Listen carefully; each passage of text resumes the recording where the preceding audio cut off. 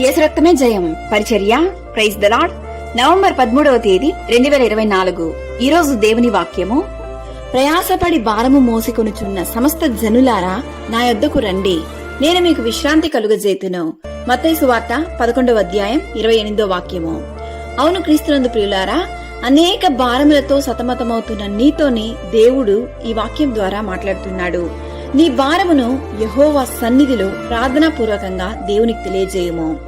నేను సాత్వికుడను దీన మనసు గలవాడను గనుక మీ మీద నా కాడి ఎత్తుకుని నా యొద్ద నేర్చుకొనుడి, అప్పుడు మీ ప్రాణములకు విశ్రాంతి దొరుకును అని దేవుని వాక్యం సెలవిస్తుంది. ఎలయనగా నా కాడి సులువుగాను నా భారము తేలికగాను ఉన్నవి. దావీదు కీర్తనకారుడు ఈ విధంగా సెలవిస్తున్నాడు: నీ భారము యెహోవా మీద మోపుము, ఆయనే నిన్ను ఆదుకొనును.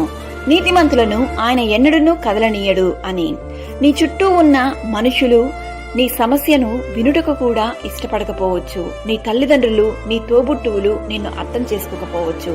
కానీ నిన్ను ఏ స్థితిలో ఉన్నా ఆయన నిన్ను అర్థం చేసుకొని మీకు సమాధానమును, విడుదలను, మనశ్శాంతిని దయచేయును. మనుషులకు అసాధ్యమైన కార్యము దేవునికి మాత్రమే సాధ్యము. అట్టి దేవుణ్ణి నీవు విశ్వసించినట్లయితే దేవుని యొక్క కృపా, కనికరము, దీవెనలు మీకు, మీ కుటుంబానికి తోడు నీడగా ఉండి మిమ్మల్ని ఆశీర్వదించి కాపాడునుగాక.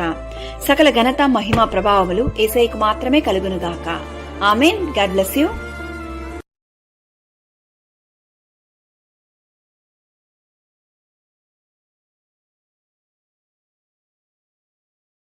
Download ShareChat.